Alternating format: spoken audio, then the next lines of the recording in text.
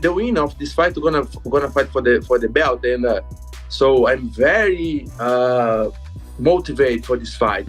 First, because it's a great fight for everybody who want to see me, the wild Paulo Costa back, the aggressive guy fight back, and the second reason is for the money. The third reason is because after that, who gonna be the next for the title shot? What they say was that.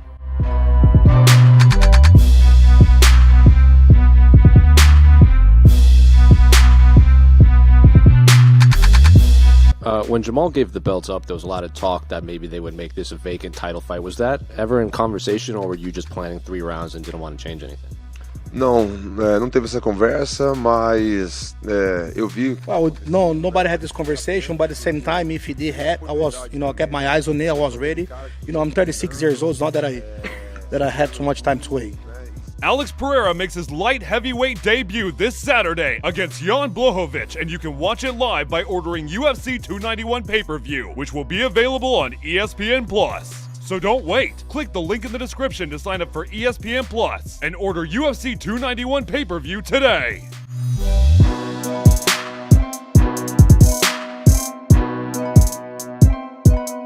Very cool. Now we have a 50-time jacket presentation for my Polish brother, Jan Blachowicz. The personal story with Jan, and we've talked about this since, but Houston, Texas, 2017, we were in town for an event the night before the Super Bowl, and there was a cool dive bar across the street from the host hotel that the staff would go to at night to unwind a little bit. So we walk in, and Jan's sitting at the end of the bar by himself. He had a broken arm, he had a cast on your arm, and I took that opportunity to just sit down and talk with him. Part of my role is getting these athletes to trust me, establish some rapport. So we had a good, I think hour-long talk about our Polish heritage. And then he starts talking about, about his career. And he says to me, I don't know what I'm doing wrong now, but I guarantee you I will be a champion someday. And to be honest, I get a lot of that from a lot of athletes. I think to get to the UFC, you need to have that level of confidence. But man, here's a guy who absolutely called his shot, several years later. And when he did call that, I reminded him, hey, remember a couple years ago, you told me this was gonna happen, and it did. I think the 50-time perfect test history is significant for Jan on a couple of angles. Number one, this is a global program. We have athletes all over the world, and I think early on people questioned, because the United States Anti-Doping Agency is administering this, are the US athletes going to get tested more? And I don't know if you saw a couple weeks ago, USADA put out something saying that the numbers are almost 1-to-1 from our international athletes to our domestic athletes. But number two, and maybe more importantly for Jan, anytime I think these days in sports where you see a career athletic resurgence in their mid to late 30s, even into 40, as Jan is now, you begin to question it. Because generally, your scope of athletic performance at least levels out. And so when you see somebody succeeding at that age, you begin to question it. That's what this program is all about. You could put those questions to bed with Jan. You can't survive in this program now going on its 9th year, subject to a test any day of those 9 years, any time of the day, and get away with it. I'm just convinced that you cannot. So Jan did this on his own will, on his own hard work, and what he was born with, and we're very proud of you. Keep making the Polish people proud of you. Good luck Saturday, and happy to give you your jacket here. Thank you.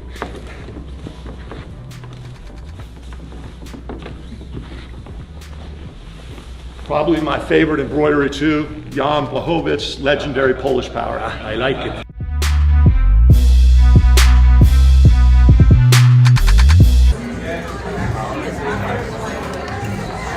Team lunch.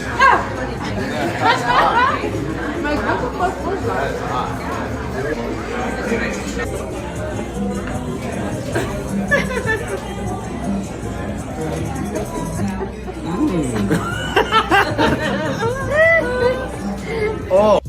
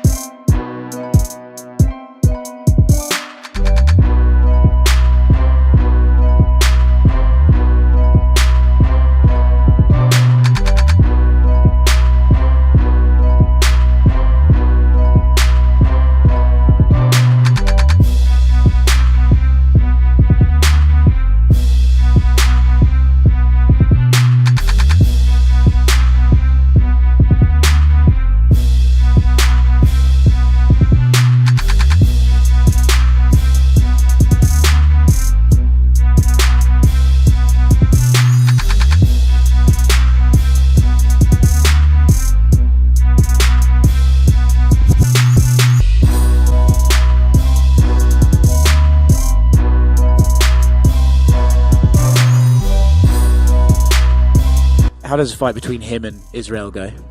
Bom, luta dura pro Sean Strickland, né? Mas, pô, Well, fighting Israel Adesanya is always a hard fight, but just like Alex just said, he showed that he can be beaten. He beat him, right? So Sean Strickland, he have a chance. You know what I mean? Different game plans is hard, but if anybody have a chance against Adesanya, that will be Sean Strickland. But still a hard fight. So, do you think Sean has a better chance of beating Israel than Dricus? Ah, 100%. Não, 100%. Pô, a gente vem mostrando aí. Pô, 100%. No, 100%. 100%. Sean Strickland put in the work he showed.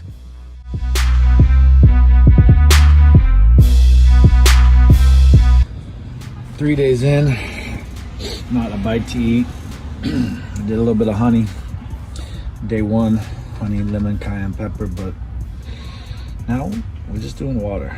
Day 2, day 3, I felt really down. I was running around earlier doing what couldn't really operate, but now I got this fucking ketone release and I'm freaking the fuck out. About to get a workout in. See how far we can take this. Feeling fucking good. I got my joints like they fucking. Oh, I have a little tear in my elbow. Just trying to activate some healing. Get the stem cells, the growth hormone. You get all that fucking release. It's coming. You just gotta smell it.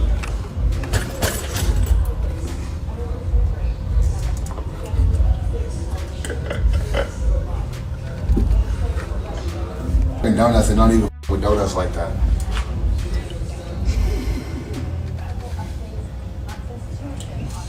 Truth is undone. Options off.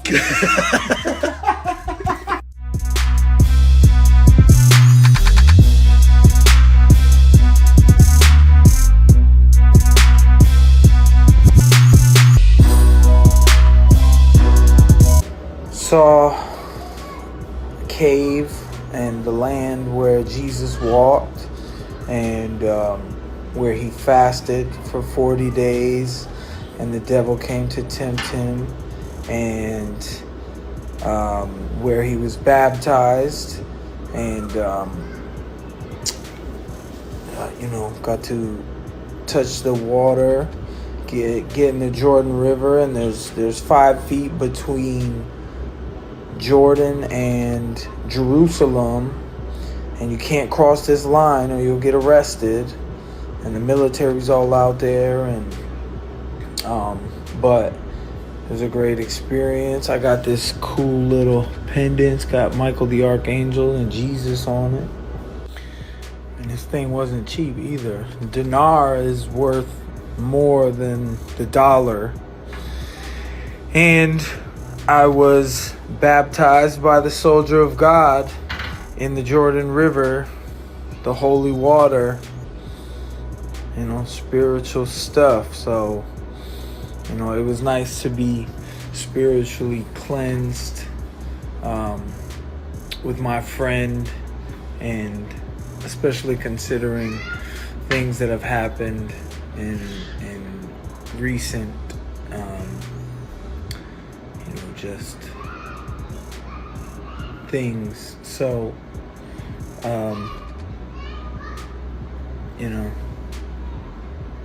good stuff. Now we're here at the Dead Sea, the lowest point, and the journey continues. Visit Jordan. Shout out to the Arabs.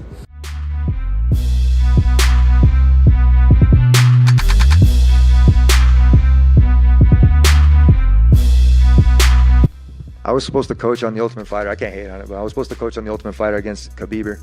He's off on his world tour still. And I guess whatever he had happening, he didn't have enough balls to go and coach his cousin.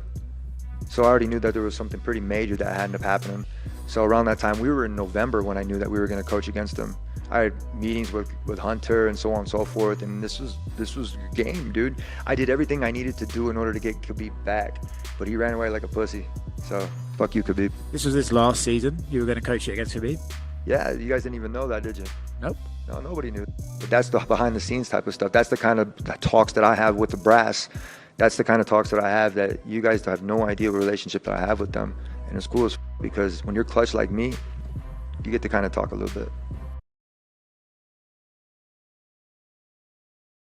Sexy stuff, all free. Amazing.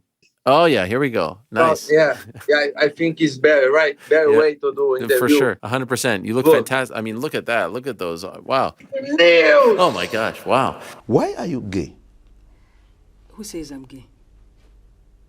You are gay. You are a transgender. What shows that I'm gay? You are a transgender.